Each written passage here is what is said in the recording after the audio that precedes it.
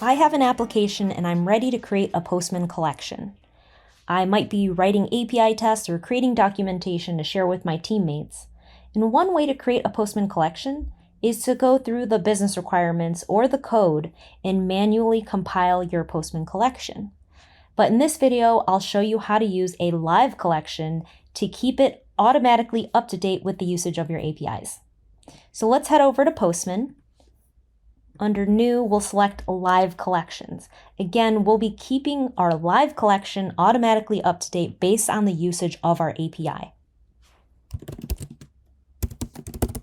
Let's call our collection Simple Express To Do and select an application language. I'm using Express.js on Node.js framework. And the first step is to install the Postman SDK in the project root directory. So you can copy this to your clipboard and then install it from your terminal in your root directory. I've already done that step. So let's go on to the second step. Configure the Postman SDK in the code. Postman will generate this JavaScript snippet that we can copy and paste into the main project file at the very top. So one thing we'll need to do is add our API key. I don't have one yet, so let's generate a new API key called demo. And you can copy this to your clipboard, especially if you're handling your secrets in a certain way in your application, or you could just insert the key into this code snippet here. And then we'll copy this to our clipboard and head back over to our application code. And remember, we're adding it to our main project file at the very top. So what we're doing here is we're requiring the Postman SDK that we've already installed in our project. And then we'll initialize the Postman tracer that will feed back to the live collection, and here's the collection ID there. Okay, so what we're going to need to do is we'll save our changes, and if we go back to the instructions, we can see we need to restart our Node application and test the connection. Okay, so we'll restart our Node application, and we see that our server is running on port 3000 on our local host, and the Postman tracer is enabled. So in Postman, I'm going to star the collection that we just created. We could see, and I'll expand that collection so we see any new requests that are being logged in our live collection. It's live, so Postman will always keep our collection in sync and we can test it out by sending our first request. Okay, so I already restarted the server. And now if I go to localhost 3000, let's just refresh the page. Okay, so we have a to-do app. Let's add some to-dos.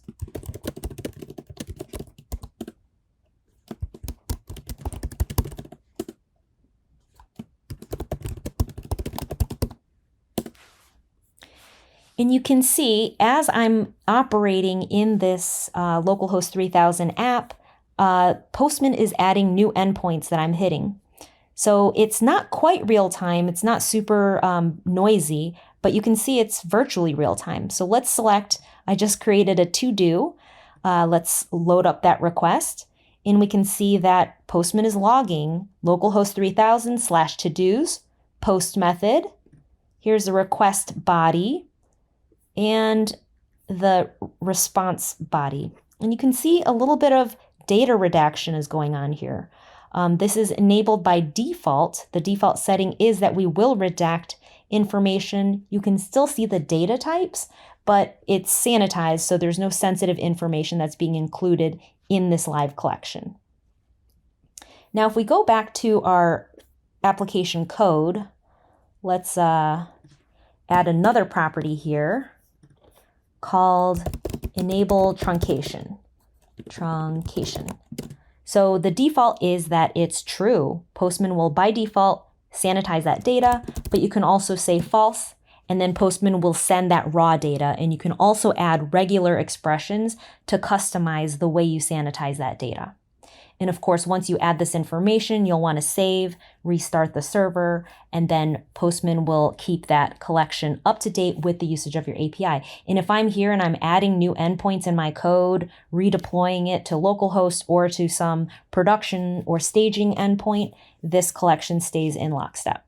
So back in Postman, if I select that collection, I can configure an update in this far right live collection icon, I can turn off the live collection sync, or I selected automatically update, so we see it virtually updated in real time, but I can also select to review before updating.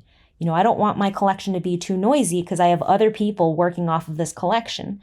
So I want to be able to independently review each diff as new endpoints are added, as the response body changes slightly. I want to be able to review before this collection is updated. And that's how you can automatically update live collections.